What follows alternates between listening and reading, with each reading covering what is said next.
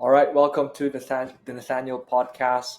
My guest today is one of the clearest and sharpest thinkers in the world of copywriting that I've met, Andrew Gold. Welcome to the podcast. Andrew is a nine-figure copywriter who's helped shape multi-million dollar launches, written for some of the most respected marketers in the game, and built a reputation of one of the most respected copywriters on X. Welcome, Andrew. Thanks for hopping in again. You're most welcome, Nathaniel. Thanks for having me again. It's good to be back. All right, awesome.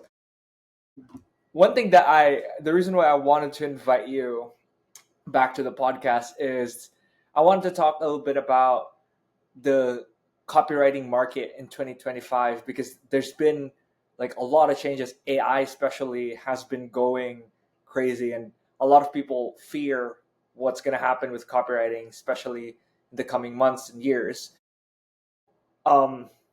But before that, I wanted to ask, you've been doing copywriting for the whole time. What is your current definition of copywriting? Has it changed or has it always been the same? No, it's not changed. It's still the same as it was going back over 100 years now. Classic copywriting is salesmanship in print. That's it. It always has been. I think it always will be, at least for direct response copywriting. So, yeah, we're always writing to sell. That's first and foremost what we do. We're salesmen, really. We're not writers. Gotcha. What would you say, what does it take to be an effective copywriter in 2025? Yeah, that's a good question. Now then, I'm maybe going to give you a slightly boring answer. I don't think anything's changed, really. Obviously a lot has changed. I know people are going to be listening. What about AI, Andrew? But you still need the same skill set, really. It's like, at the moment, AI is very much to copywriting what a calculator is to maths. It's a great tool to speed up what you're doing. It can make you more efficient. It can automate tasks, but it's not replacing your core skill. You still need to know what you're doing and what you're talking about to actually be able to deliver. It's like, I'm sure there are tools that could help me build a bridge almost by myself, but you wouldn't trust a bridge I'd built because I don't know anything about engineering. I don't know anything about the load bearing structures or anything like that. It's going to be a death trap. And that's the same with copywriting. I think it's lulling a lot of people into a false sense of confidence. They've got these prompts they can put in, but they don't really understand what it's producing or what it's doing. They get a load of generic copy and they don't know, is it good? Is it bad? How do I improve it? They don't know because they haven't learned the craft. So ultimately, it still comes down to the same as what it did 5 years ago, 10, 20 years ago, just getting good at what you do, getting good at delivering results. And then everything else builds off that. Gotcha. If you could sum it up in like a few phrases, what is like the process of copywriting? Because you mentioned that it's always been the same. So like how would you kind of describe copywriting, if that makes sense? I'll describe the whole process of copywriting. It's typically got a 3-step process on there to look at the biggest picture view of it. So let's say, you get your project you've got to write copy for, and the first thing you do is you research. And that's the big one that you need to do, because your research provides the raw material for everything you write. So the better you research, the better your copy in there. And you're typically looking at 3 main areas for when you research. You're researching your audience, that is who you're selling to. And you're researching what you're selling, the actual product, the offer, the service, whatever it is. And then you're researching the competition. Who else is selling something similar to your audience, because you're seldom selling in a vacuum. So you need to know, there are other things. Those are the 3 key things that you need to know. And then when you've got that, the next step in the process is the actual writing on there. And lots of people have got different ways they approach this.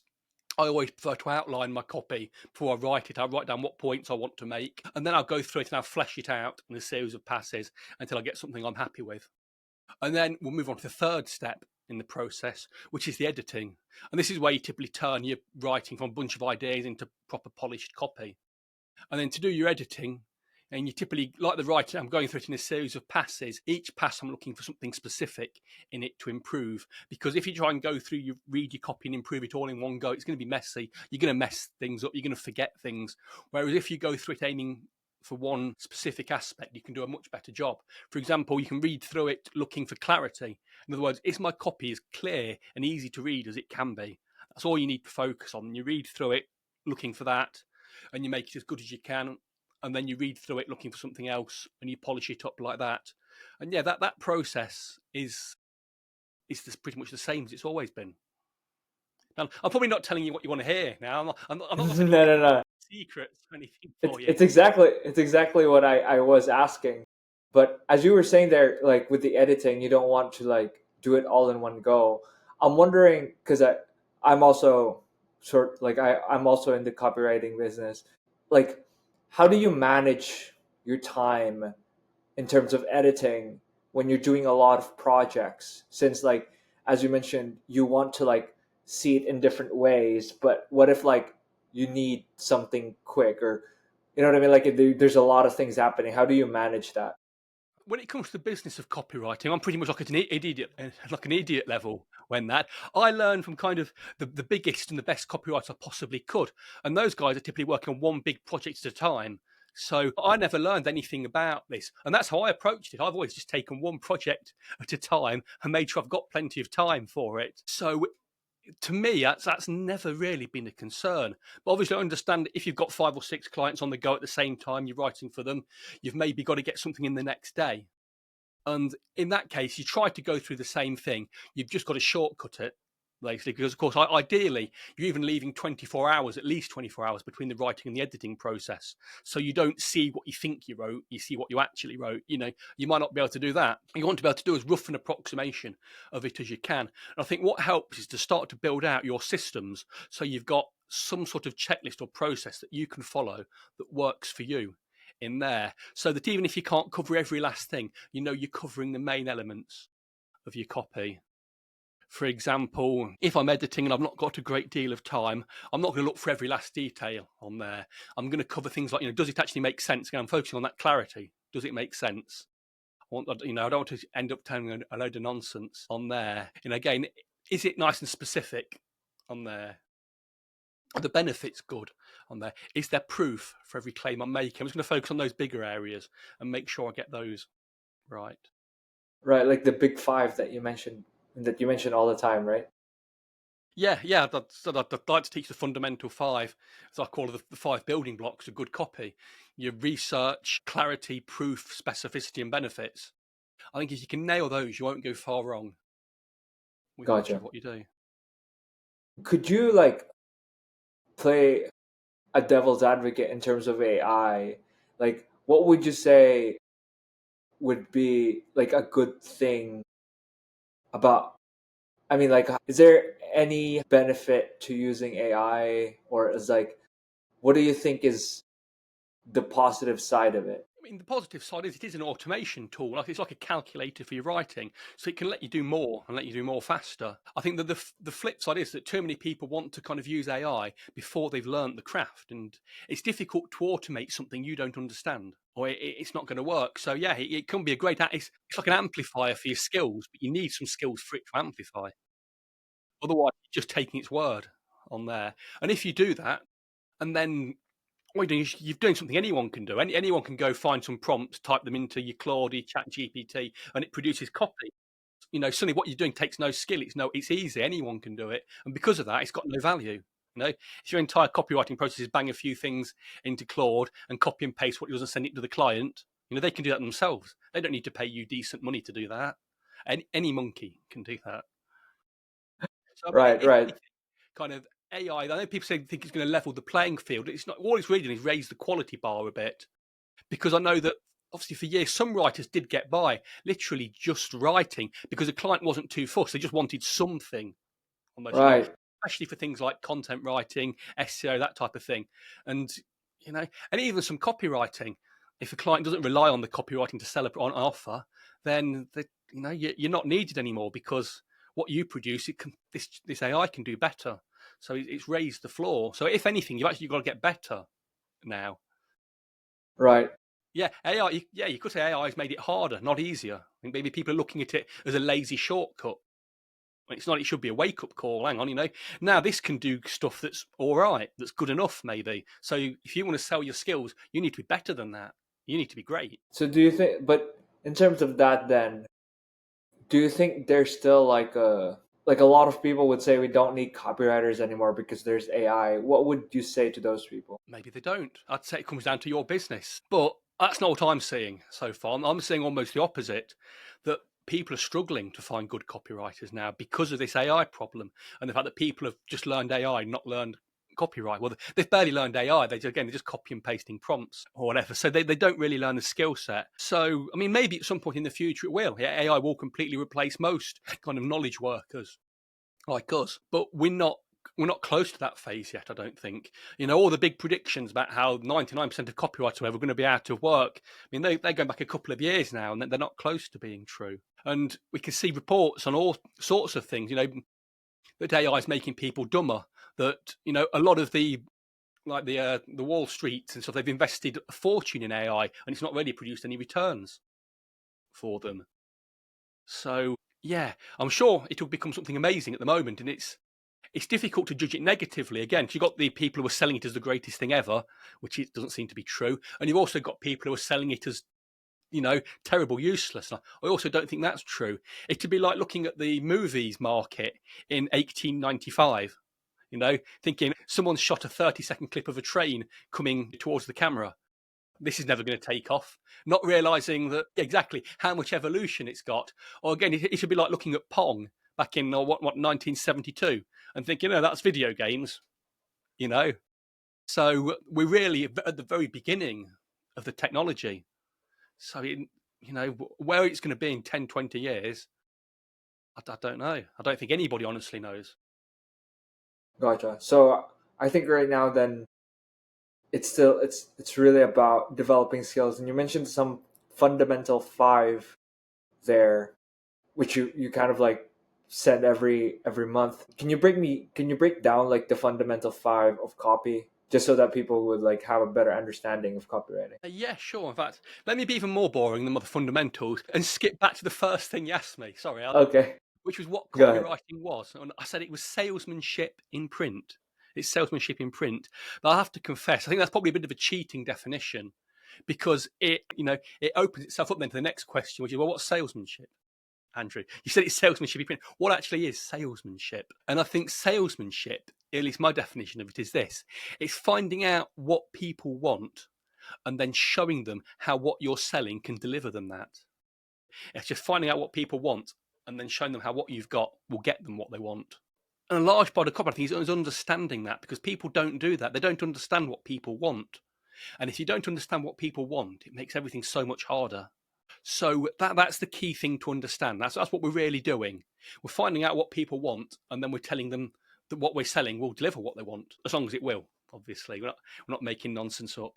Although, again, I'm sure a lot of people have defined copywriter as a professional liar. So who knows? So, yeah, kind of going into them, my fundamental 5. Like I said, the first one is research. And we kind of touched on that earlier. The 3 big areas of research. You want to know what you're selling, who you're selling to, and who else is selling to them. And again, the better you research, the better your copy will be on that. And then the next area, I think maybe is rule number 1 for persuasive writing, is clarity. Probably out the least interesting, clarity. It's simply making sure your writing is easy to understand there. Because if somebody can't understand your writing, if they're reading a sentence and it's, that they have to reread it for it to make sense, you're going to lose them, because they're not going to bother. As in, because you've got to remember what you're writing is marketing material, ultimately. It's not, like the latest Stephen King thriller, horror book. They've not queued up overnight at a bookstore for this.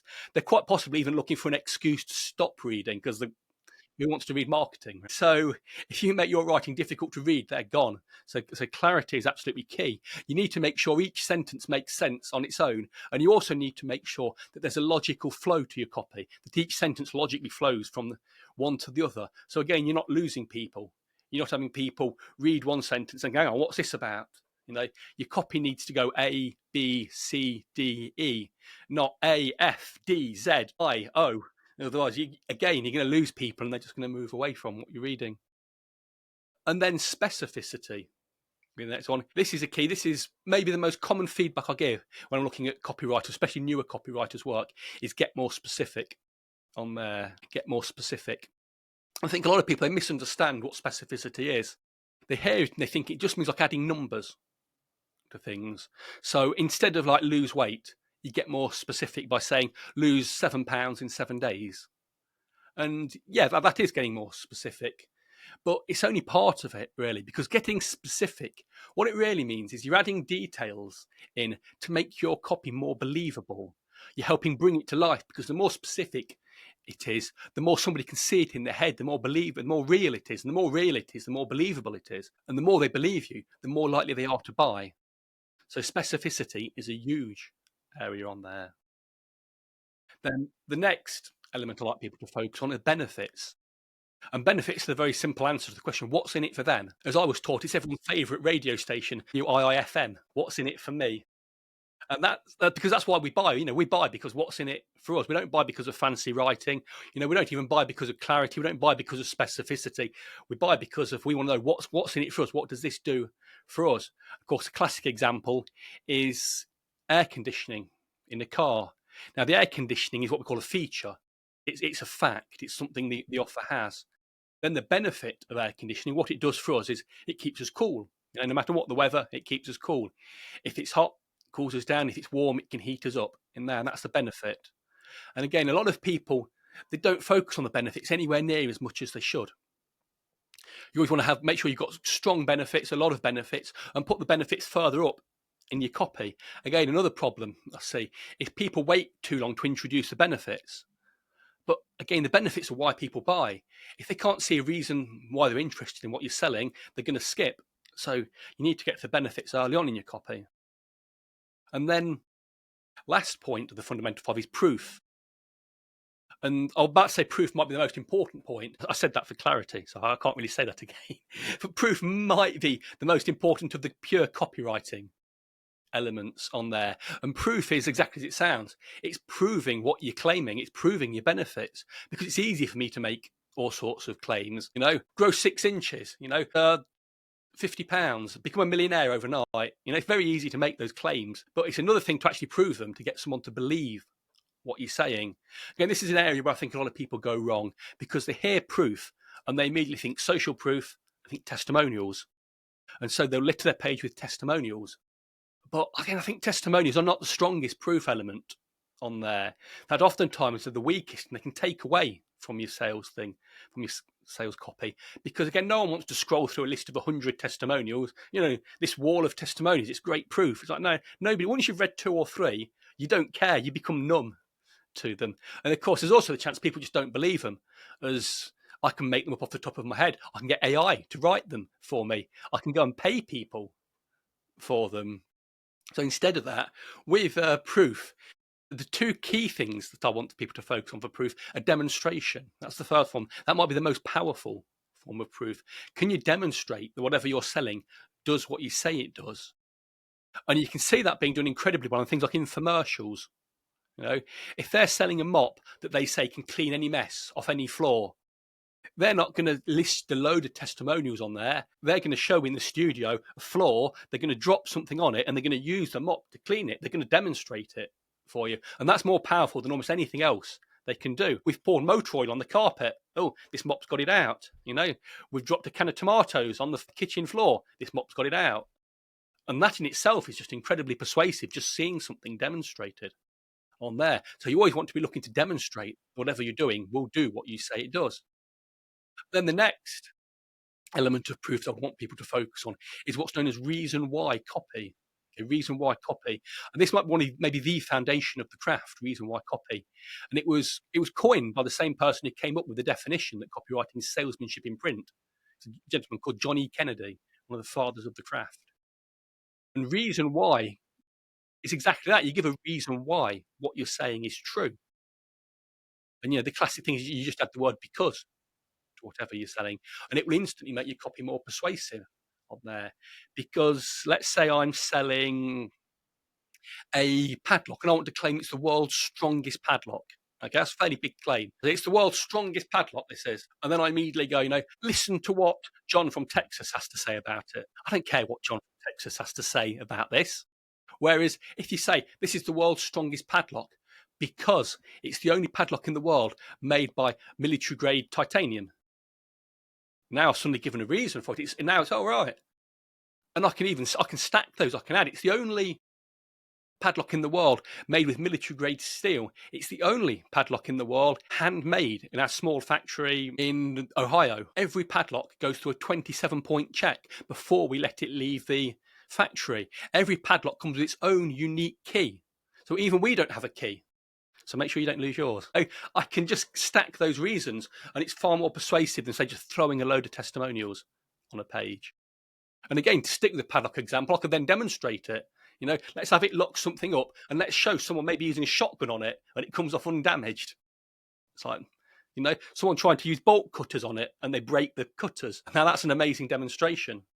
So if you can get those two right, reason why and demonstration, you're on a long way towards proving what you say. So I'm curious with that, like the proof part. How do you do that in terms of, like, for example, you're selling a service? You just show your results, something like that? Yeah, I mean, in there it is. You're looking at case studies, are your big ones for selling a service, and a case study is essentially a testimonial on steroids. Whereas like a testimonial, it's normally just like a short thing. Man, I worked with Nathaneal. He was an amazing guy. We got some great results from him. Highly recommend him. It's like, that's your kind of your typical testimonial. Whereas a case study is more of a story. It focuses on what the client's situation was like before you came to them, and then it focuses on how they worked with you, what you did with them, and then what their business is like after you work from them. So it's more of a narrative on there. It goes into more detail. And you can make, and again, it can be a short one. It could maybe only be a few sentences, or you can have a very long case that goes into a lot of detail. But yeah, if you're selling a service, then a case study is a great marketing tool. They can be great to use as a lead magnet. If you've got an email list, you want people to subscribe so they can buy your service, then using a case study is great, because freebie seekers aren't going to sign up for a case study. Or probably not, it's not that tempting. But if someone's in business and they've got a serious problem and they see you've got a case study of how you solve that problem for somebody, now that's interesting. It's showing that you can do it. It's showing that it can be done, and it's selling you. So yeah, if you're a service business, then a case study there. But again, the reason why copy still applies to a selling. Why should you hire me, Andrew, as a copywriter? You probably shouldn't. No, reasons why I can say, well, because I've been doing this for 16 years, because I've made 9 figures in sales for my clients, because I've worked in countless markets, from self-defense to power generators to joint mobility on there. And I can list reason after reason on there. So, reason why, demonstration, case studies, or powerful tools to persuade someone that what you're saying is true. Gotcha. I just want to go back to like what you said earlier with the salesmanship. Salesmanship is all about knowing what people want and showing why your product fits that want. Is there something, because I'm curious, does it also apply for people's needs, or do you really need to know people's wants? Because I'm thinking like some people want something else, but in a way they need something else, if that makes sense. Yeah, you've got to be careful selling to needs. I think if you selling to needs is a quick way to go bankrupt on there. It's like, I mean, you can go around and you look at how many fat people there are in society now. What do they need? I'll be, what do they need? They need to lose weight, right? That's what they need. But if you try selling them that, that's a hard sell. They're fat, they're happy being fat. Whereas if you go down to a gym and you see people who are already healthy, they want to be in shape. You can more easily sell them weight loss, fitness things, because it's what they want. So I think selling to what people need it's not something I would focus on too much. You can maybe give them what they need, but you need to sell them what they want. Interesting. Give them what they need, but sell them what they want. Yeah, kind of a classic copywriting saying on there. So yeah. How would that work in like real life? Would you say give them what they need? It typically means that's more the product side is giving them what they need. Where as copywriters, we're selling them what they want, and then the product will give them what they need. Thankfully, we can throw that off on the product owner, the offer owner, the client, whatever you want to call them. But you've got to make sure that what they're selling actually does deliver. I mean, that's something important as well, I suppose, when it comes down to like selecting clients, that type of thing. You only want to write for stuff that actually works. Now, maybe when you're starting out, you've not got that big of a choice in who you're writing for. You take what you can get. But yeah, it's always good to actually write for something that works. You know, Gotcha. it's one of those things. It sounds like I shouldn't have to say, but I've been in this industry long enough, and I've been cynical enough to know that anybody will sell anything, regardless of how well it works. Have you ever been in like one of those projects where you sold something that you didn't really know would work, or how did that? Have you ever been in those There's a few things situations? where halfway through I've realised this is rubbish. What am I doing this for? Yeah, everyone's got that Okay. situation. You all have stuff that maybe the client convinced you this is great, and then he sends it to you, and you get it, you realise, oh no, it's not. This is terrible on there. It's just part of it's just part of the journey. We'll all suffer through that at some point. Yeah. Yeah, How did you deal with that? you just do the best you can. That's You still continued with the project. Well, yeah. If I've taken, I get paid up front. So if I've taken the client's money and that, and it's obviously there's a limit to that. If it really is completely worthless, yeah, I'm going to say we need to chat about this. Let's see what we can do. And some clients might be surprised by that. I know that sounds odd, but some of them are coming to a market and they don't really know anything about anything, and what they think is great. And you're like, well, hang on, this isn't great. What you're giving here, someone can learn for free. Say, if it's an info product, this is more basic than a YouTube video someone could find in 30 seconds. No one's going to buy this. I could hype it up in my copy, but then it's dishonest. You're going to be left with a load of people who buy it, go through it, think this is rubbish, and they're going to ask for refunds. They're never going to buy from you again. So yeah, you're going to need to have a chat with the client about it. And some people will be like, yeah, they know and they don't care. And then that's on you as to what you do. Right. It's actually perfect. I want to talk about that, like talking about real world career advice, since you've been in the business of copywriting itself. I'm curious, like, would you mind sharing like how your journey was as a copywriter, and then what would you change, and would that still apply today? Like your journey on how you close clients, how you fulfilled, and all Okay, kind of going back to how I first started as a copywriter. I think I told my full story last time I was on here, didn't I? So I'm that. not Yeah. going to bore people with that on here. We'll cut to where I decided I was going to be a copywriter in there. And now I normally tell people I'm not very good on the business side of copy. I've kind of just bumbled my way through. So take anything I say from now on with a very generous pinch of salt. I never really had much of a plan. What I did was I thought, in fact, it was before personal branding was a thing. It would be back in 2009. I'm sure the term had been coined, if anyone wants to correct me on that. But I don't think I'd really come across the term personal brand. It wasn't popular. But I decided I was going to build one. So I started posting online. There was a forum at the time. It still goes now, the Warrior Forum. But it was the biggest place. For anyone into internet marketing, that's where you went. You went to the Warrior Forum. And so I started posting on there. And in fact, you can still see my posts. If you search for my name on there, you'll see my account. You'll see a photo of me with slightly more hair than I've got now. With video, I can't pretend that anymore. I need to use an up-to-date photo. Yeah, I started posting on there. I answered people's questions. I tried to provide feedback on people's copy on there. In other words, I just tried to position myself as an expert on there. And it worked because not that many people were doing it. No, the concept of personal brand wasn't really a thing then.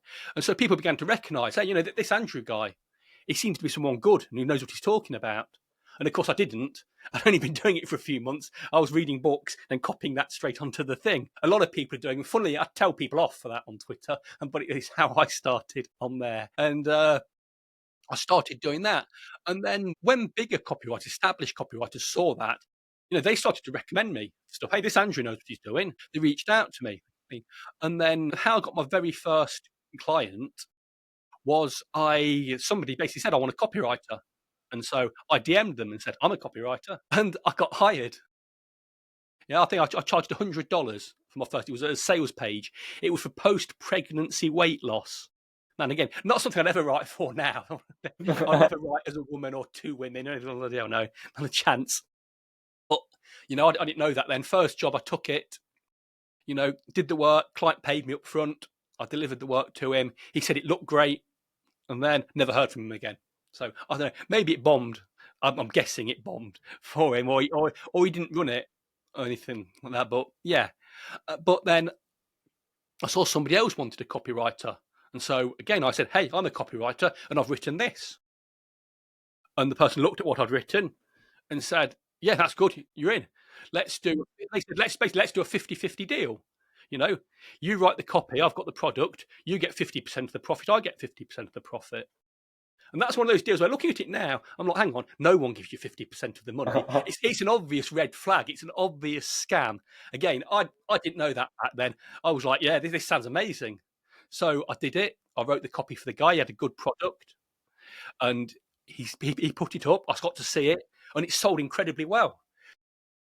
In the first week of sales, the sales page I wrote for him converted at 14% to all traffic, which is crazy, a crazy amount on there. And he was ecstatic with it. And I was ecstatic because I thought, even if he doesn't pay me this 50%, I've got a testimonial from him now saying I wrote a sales page that converted at 14%. That's pretty amazing to have. And then even better, he did pay me. He paid me 50% of the profits. So all of a sudden, I'd kind of gone from working. Oh man, this is one we're skipping the story. You have to go back to the last one we did to listen to this. I've gone from working minimum wage jobs to suddenly being paid thousands of dollars for what I did in a week. And it was crazy. And I thought, hang on, I can make this work. You know, if I've done this out straight out the gate, I'm going to do really well. And of course, I then learned that getting 50% for a project was unheard of. That was pure luck. So I started high, then I went down before going back up again. And from there, I kept posting on the Wi-Fi. I kept building my personal brand. And, you know, I've never really had to close a client in the traditional sense. I've never really had to sell to someone. People generally come to me now, or I get them via referral on there. It's like, you know, my actual one-on-one sales skills are going to be pretty rusty. I'd forget all sorts of stuff. The last sales call I had with somebody, I didn't even know it was a sales call. It was early last year. I thought the guy just wanted a chat, and he seemed like a genuine. So I thought, I'll hop on a call with you. And then at the end, he's like, right, so how much does this cost to get you to do it for me? I'm like, wait, what? I didn't know we were selling. I'd have done the conversation differently if I'd have known it was sales, but then maybe the sale, who knows? So, yeah, I've built up a personal brand, and referrals. Again, referrals are incredibly powerful, and I don't think enough people take advantage of them because people like service providers they can trust. It's like, you know, if you find a good mechanic for your car, it's like you're not going to take it anywhere else because, you know, the industry's got a pretty bad reputation. Similarly, if you find a builder who does good work for you, you're probably going to go back to them. You know, you're even going to recommend them to other people. Hey, you know, I use Johnny, does an amazing job. He turns up on time, does the work properly, doesn't rip me off. And that's what I found to be the same in copywriting. I focus on delivering the best I can for clients, and they send me other clients. And that's it. It's such a simple system, and it's worked so well for me. And this is going to sound like I'm selling myself now, but it's even worked for my coaching I've offered on Twitter, because I think a lot of people are still surprised to hear I offer it, because I only posted about it 3 times last year. But I'm still getting coaching clients every week, multiple coaching clients through referrals. I do the best job I can for somebody, and they go and tell other people about it, and they hire me. And then they tell other people about it.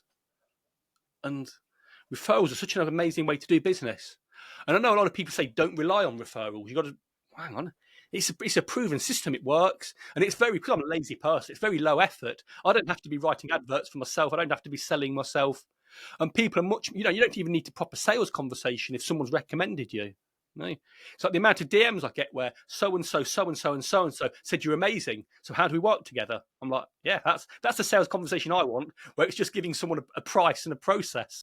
The referral system. So you just focus really on getting good. But I'm like, before that, you didn't have any copywriting experience before the Warriors Forum at all. Yeah, I'd spent several years in sales. So I've been selling cameras for 4 or 5 years on there. And that's one of those things where I know when I took the sales job, a lot of people were like, what are you doing in sales? You're scared of talking to people, Andrew. You've got no social skills. How do you think you can do this? And I was like, I'll be fine. It's just a job. And of course, first day, I'm like, I've got to go up to people and talk to them. What the bloody hell have I done? I can't talk to people. Don't they right? I can't go to a stranger and try and sell him the camera. I'm scared to say hello to the guy. But it turned out I was pretty good at it, because the guy who was training me, he basically explained sales as I've done to you now. We're going to go up, we're going to find out what people want, and then we're going to direct them to the camera that gives them what they want. And I thought, well, that seems simple enough. And, they gave us 3 questions to ask. I can't remember what they were, but I remember thinking, even then, these are rubbish. This training's beyond the, well, this is, it's like, who is this camera for? Like the first question, who cares? It's like, what do you want to use it for? I'm like, I want to shoot product photography. I'm like, do you want to take some landscapes? I want to take some shots of the kids, whatever it's for. Then you nod away, and then you can start to narrow it down and direct them to what they want. So I'm finding out what they want, and I'm showing them what can deliver. And I did incredibly well at that. Even though, again, I had no slick patter, I was stumbling over my words. I was just being me, usually telling silly jokes as I tend to, but I did well in there. And so when the kind of 2009 or 8 financial crash hits, the company's in trouble. And plus, of course, then the iPhone's been out for a few years. More and more people are using their phones as cameras. They don't need a camera. So the market wasn't great. And they say, like, we're restructuring the business. You've all lost your jobs. You can apply for them back if you want, or you can take redundancy. And I was panicking a bit, because I'd never been that ambitious. I was just happy working a low-level sales job. It was covering the bills, whatever. And then I thought, hang on, I remember this copywriting thing. See, look, I've not told my story. Now this is all out of whack. They have to watch the previous episode, the previous thing. Yeah, because I'd stumbled across copywriting earlier in my life, because I got obsessed with adverts in martial arts magazines. I discovered that they were copywriting and this. So now we're fast forwarding this. I've lost my job, and I'm thinking, hang on, I remember this copywriting thing I learned about. And I remember it was being salesmanship in print. But hang on, I've just been fairly good at selling for a few years. I've got that salesmanship skill. And then the in-print part, I've been writing movie reviews for years. So I was a pretty good writer. So we've got this salesmanship, I've got the in-print part, and, I've got a bit of redundancy money. I was still living at home with my parents, so I didn't have a mortgage to pay. I didn't have to put food on the table for myself. So why not give this copywriting thing a try? What's the worst that can happen is I'll waste a year, 2 years of my life, and then I'm back to another sales job. So I thought, let's try it. And then I did. I bought 3 books to start with. I bought the Dan Kennedy book, The Ultimate Sales Letter. I bought Richard Cialdini's classic Influence. And then I bought a book called Words That Sell by Richard Bayan, or Bayan, maybe. There's a list of words that sell. I don't think I've ever even read that one. In 16 years on, it's still like in the desk drawer there, unopened. But yeah, just reading the Dan Kennedy book, it introduced me to copywriting, and that's where I got started from there. And then, I read that, I went on the forums, and I started sharing what I'd learned from the book. Oh, wow. And then I bought more and more books. I bought courses. Eventually, I took coaching there from a gentleman called Ray Edwards.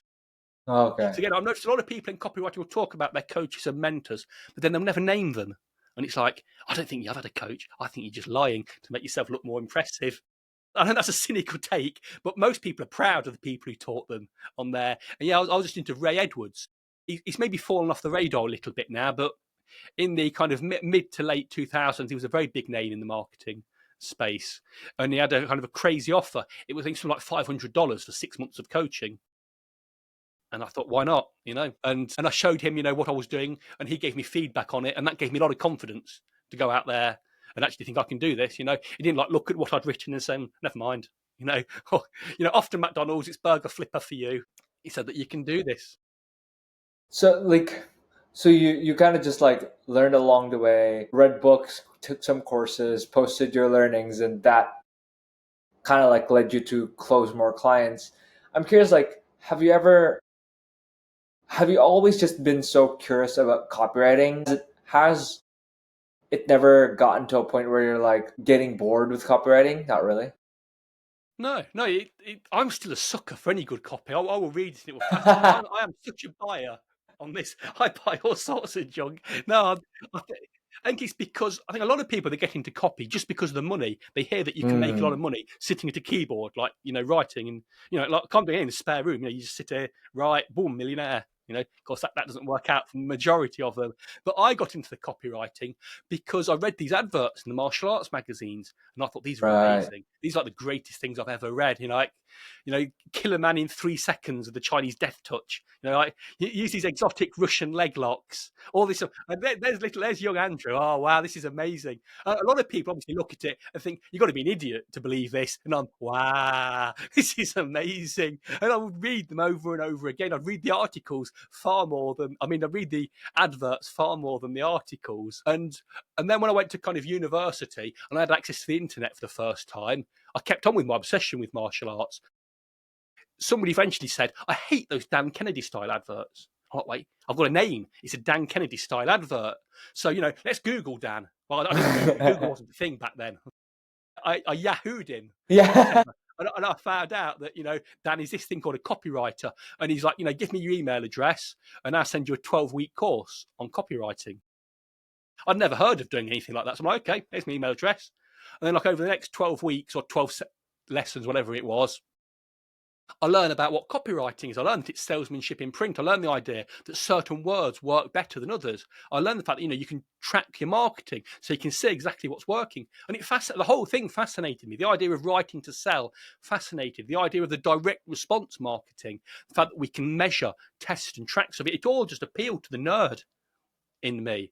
And even though, like I said, I finished my degree in accounting, I know I look like an accountant, I did the degree to go along with it. I didn't think about it until, years later, and I was doing my sales job. But yeah, it still fascinates me. I still love reading good copy on there, seeing what people are doing, seeing what kind of things, how the craft's evolved slightly. It does. It fascinates me.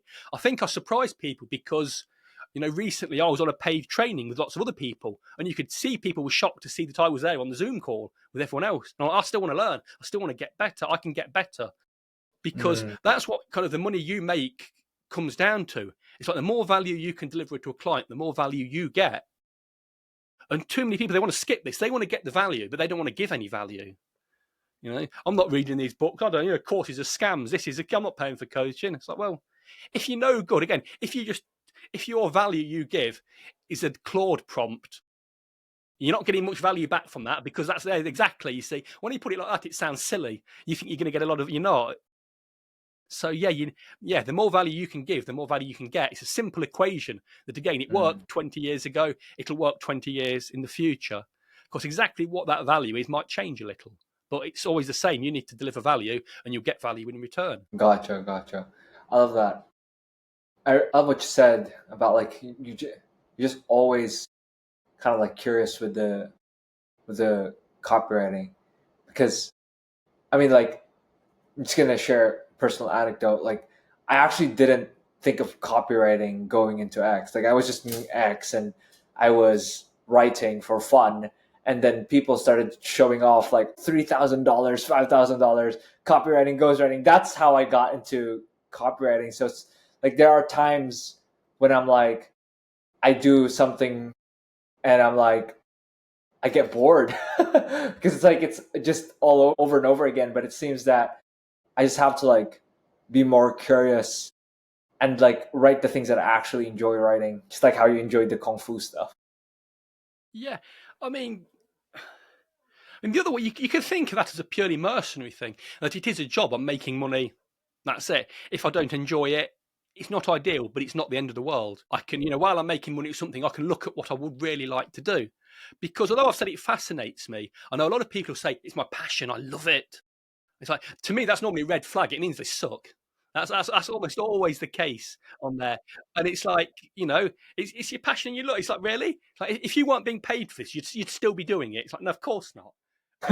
I can turn my brain off instantly. It's like, this is just one part of my life. I'm doing this just to get paid. If I'm not being paid, I'm not doing it on there. And I think a lot of the, passionate, the love people, they almost think that kind of makes up. They don't have to get good. They're just passionate about it.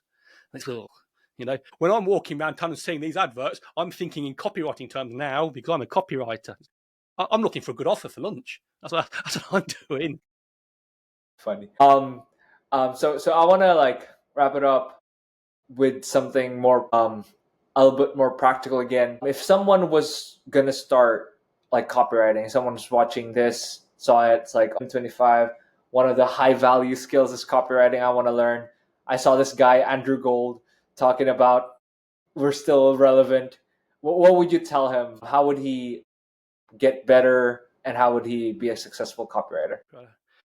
How do you get? That's a good question, man. I'm just looking at myself here. I'm gonna derail this conversation completely now. Go ahead. Yeah, I've just realised how weird I look, and this is an odd thing I'm gonna have to say here.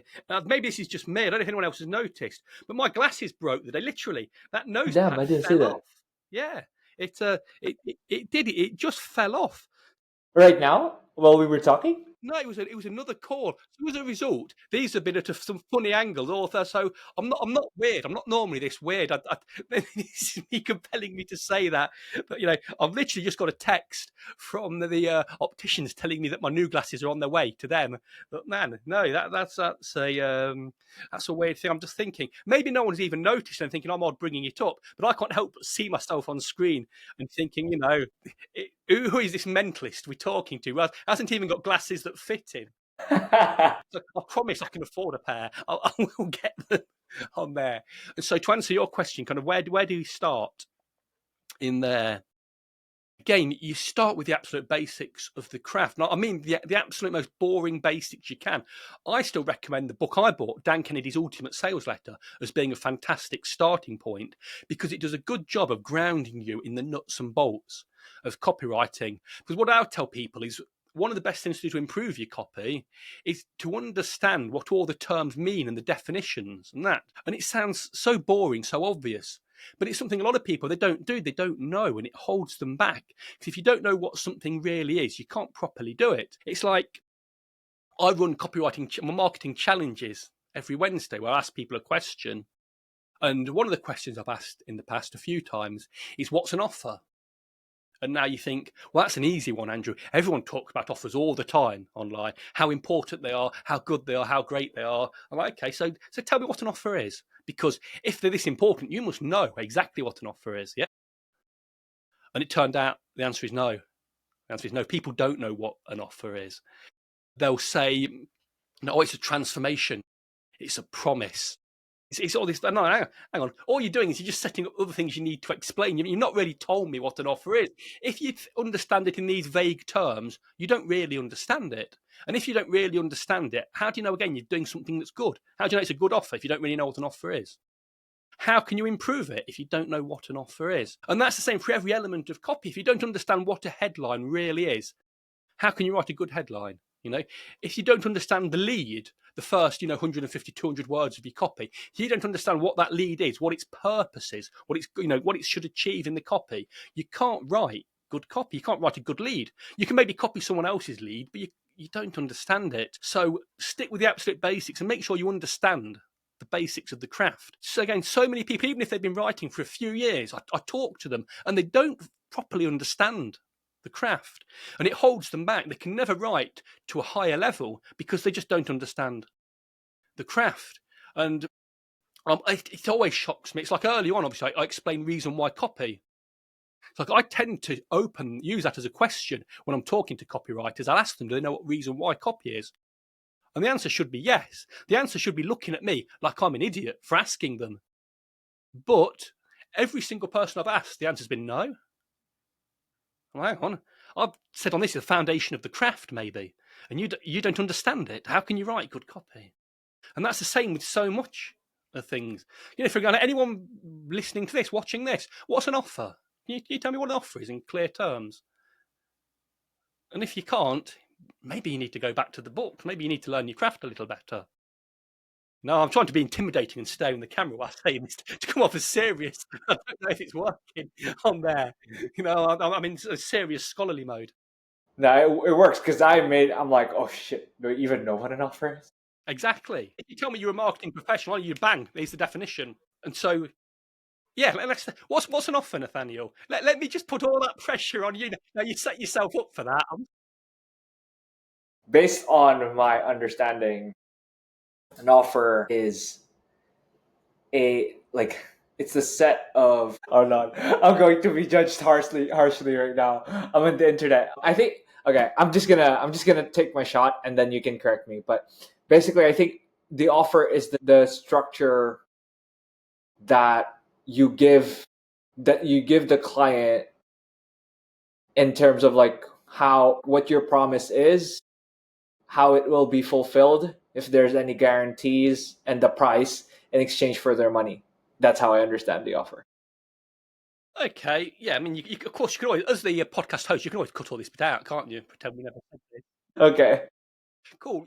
Yeah, I think you're on the right lines there. I like the simple definition of an offer is essentially it's everything the buyer gets and everything they have to do to get it. And that's it. Nice simple definition. Everything the buyer gets, everything they have to do to get it. So, because a lot of people, they overcomplicate it. They throw elements in, like you said, with guarantees and that type of stuff. It's like, hang on. If you're selling a loaf of bread at a supermarket, that's still an offer. Like loaf of bread, $1. They get the loaf of bread, you get $1. That's the offer. Oh, there you go. You see, it's that simple. And so when you learn that, you can see there's two halves of it. What the client, what the buyer gets, what they have to do to get it. And then you can start to optimize both sides of that. Can I make what they get any better? So, for a loaf of bread, you see it all the time, new ingredients. We're doing half white, half brown. We're doing this. They're trying to improve that. And then you can try to make it better what they have to give you, Not for a loaf of bread, but you might think, can I put a payment plan in? Can I change the offer there? Instead of charging someone $1,000 for this course, can I also make it 4 payments of $250, say, or 4 payments of $400, or it'd be a bit better there. Can I strengthen the guarantee? Can I throw in any bonuses? Can I even name it? Can I come up with a better name? Because a good name goes a long way in selling whatever you've got. And that's a good, strong part of the offer a lot of people overlook. It's like the 4-hour work week. Just the name of that, I reckon, sold more than anything else, regardless. People just like that big idea, 4-hour work week. I guarantee that many people bought that book. Very few of them actually read it. It's 4-hour work week. How to Influence and Influence People. Yeah, exactly. Classic Dale Carnegie book. There, it's just the name alone does a lot of the selling. So yeah, that's kind of what an offer is. We're actually making this call all about the offer and the various elements. No, but that was like. That blew my mind. I'm not going to edit that out so that people would be like, oh, Nathaneal, such an amateur. At least they now know, like, even though you don't have the things in your glasses, you're a pro.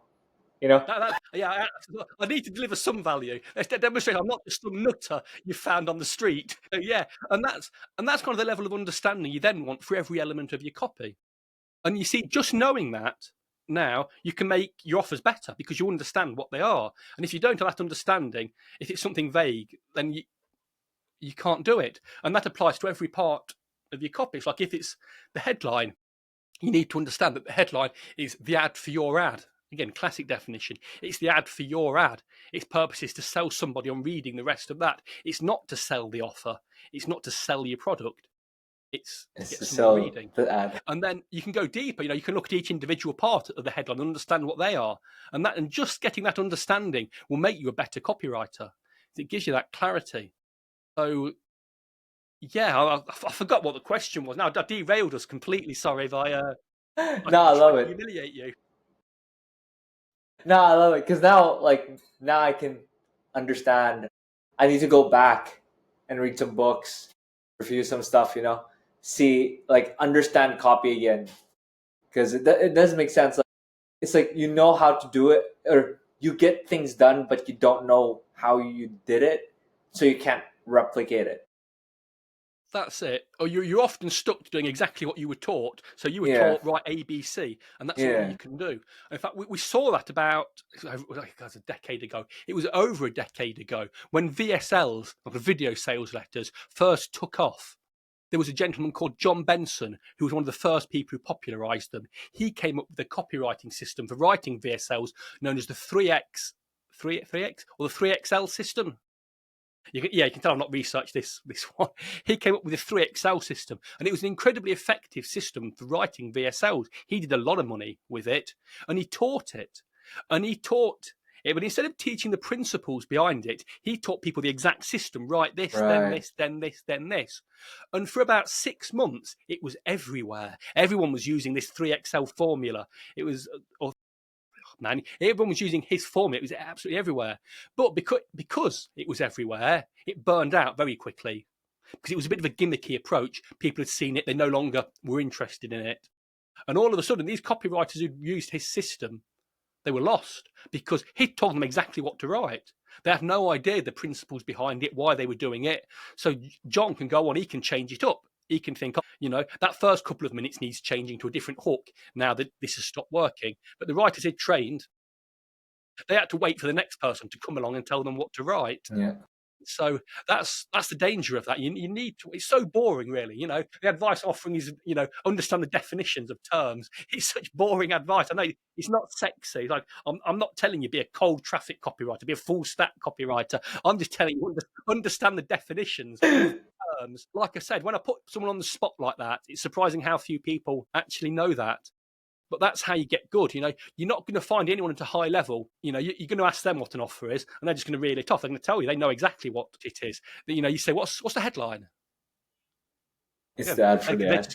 They're just going to know because it's the craft. And you see, the new crop of copywriters coming up with AI, they don't know that.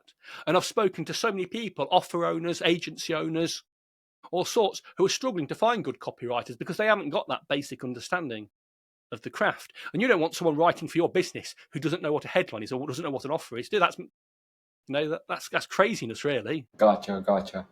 Man, that's deep. Yeah. I remember, even forgot where I read it, but even in martial arts, they say that masters teach principles. Beginners love step-by-step how-to stuff, but masters rely on principles so that they can always even twist the rules somewhat. You know what I mean? Yeah, absolutely. It's all about understanding those key principles, and then you can make it work for you. It's like when I'm teaching martial arts, it's like everybody will learn the same thing to start off with. It's like, stand here, hands up here, fist goes out, comes back here, this is it. Yeah. But then over time, as people put those reps in, I'll be looking at the people and I think, you're a bit bigger than me, you're heavier, so you can step into it, put some more force into it. I can look at someone else. Or you're a smaller guy, you're like me. In that case, we want to focus more on getting the punch back on here. You haven't got the power, so let's work on the speed a bit, and you can make it work. But yeah, that's understanding the principles that go behind it, so you can match yourself up then to any situation. You're not got a set of things you do. You've got a deeper understanding of everything that you do, and it makes makes everything so much easier. And again, I think it's because people look at copywriting for the money; they never get that understanding. And I know it is so boring advice. I'd love to share advanced techniques and stuff with you, but again, most people, they just don't need it. It'd just be wasted. It'd just be another technique they can add to their box without any real understanding. Yeah. It's like a magic trick that you can do for one time, and then people figure you out and you can't do it again. You have to find another one, right? Yeah. When you look at the people who are really great, they probably love, they've been looking through magic books for years. They understand the craft. They understand the mechanics, how they move a card around a deck, how they can flip that coin and make it, appear out your ear and stuff. They understand that. So stuff can be altered. If things go wrong, they can change up on the fly. So yeah. Whereas if you've just got a set series of tricks, that's it. They'll figure it out. Won't be that good at them. So. All right. Well, Andrew, thanks for that. Even though I was a bit tested, I think I did well, somewhat, I would say. I didn't exactly say the right, but it was close enough. But thanks for giving those principles. So to people who would like to know more about copywriting, want to get in touch with you, maybe join your program, where can they find you? Man, I'm pretty much just on Twitter. It's X now. I still call it Twitter. X sounds like someone trying to be cool from the 90s. I don't know what can make Elon Musk choose X. Like, we're X. Oh, yeah, you're very cool and edgy there, X. So, yeah, I'm on X as Andrew Wright Copy on there. But again, for most people, if you're starting out, I would just hit the books to start with, not even going on the videos on YouTube, because anyone can post a video on YouTube, and they have. So I would always recommend Dan Kennedy's book, The Ultimate Sales Letter, as your first book. It's been out for decades in various versions. It does get updated, but it just does a fantastic job of explaining the basics of the craft to you. It goes over the writing, the research, the editing, all the phases of that. And it's a solid introduction to understand the craft. Because, you don't want to go out and start spending a lot of money on copywriting to start with. Keep your investments small and make sure it's for you. Because you're going to be doing a lot of writing on there, and if you're going to be using AI, thinking I'm still going to use AI, fair enough. You're going to be doing a lot of editing, doing that a lot, and and if you're going to insist on using AI, you're probably going to be doing a lot of burger flipping in the future when it doesn't work out for you. Well, at least that's something AI can take away from you, at least for now. There might be robots coming, tip the burger over and come out. Yeah, it's not a skilled job, is it? So yeah, you better find something that a robot can't do. I don't know. And that's the trouble with the future. It's easy to laugh about, but I don't think anyone really knows. How do you see your future turn out? Like, do you have any, like, you think you'll be doing copywriting for forever? And it's a bit personal, but what do you think? No, I'm curious. I don't know. Before I started my account on X, I nearly retired. So I nearly kind of finished everything then. And I decided I wanted to teach the craft to people who wanted to learn. And then I realised I don't want to teach the craft when I'm not practicing. It's easy. You fall behind, you lose the skill, you lose your edge. So I thought I'd take on fewer clients. And then literally upon the instant I'm deciding that, I suddenly started to get better clients offering better money all the time. So I thought, I've got to go, full time back into doing the work, more or less. Yeah, I don't know. I'll probably just slowly lower the workload over the years, because like I said, it's only ever been a job for me. It fascinates me. It's been very good to me, but yeah, it's still a job, and I don't live to work. I very much work to live. On there, you've got family, you've got friends, you've got gaming, practice and teach martial arts on there. Movies. I've been seeing you watching more movies lately. But yeah. It's like probably the first 10 years or so I built the business. I barely did anything outside of actual business. It just felt like I was always working. I think it was about 2018. I started to, have a bit of free time, and I realised I was just frittering my free time away. You'd spend it on the internet for a night and realise I'm not really done anything. So I thought I need to get back. And I thought, I'm a movie fan. Let's watch a movie a night or something. And I got back into things like that. Then last year, again, I got back into gaming. So I thought, I can do this. It's not like when I was growing up and everything was the cheapest. I could, buy one game every 6 months. It's like, no, hey, I can get whatever I want. I'm not. I can be like a child in the candy store. I can buy anything I want. But I'm no longer held back by price. So, yeah, that's been pretty cool. All right. Well, thanks again, Andrew, for hopping in. I appreciate all the knowledge you gave, and I hope you, like everyone who's watching this, check Andrew out and check out the books, check out the tips. Hope everyone learns, and see you around, Andrew. Thank you for having me, Nathaneal. It's been great chatting with you. Enjoy your day. And thank you for listening, everybody, watching. I hope you got some value. Again, it's probably been boring. This nerd just been talking about learn definitions. If I wanted definition, I got a dictionary, Andrew. I wouldn't listen to your podcast. I think though, just to a note there, a lot of people loved our first podcast, and I think it has something to do with, like, most copywriters are kind of nerdy, so they do like those technical stuff. So just that's how I say it. Hopefully. All right, everyone. Bye. Bye.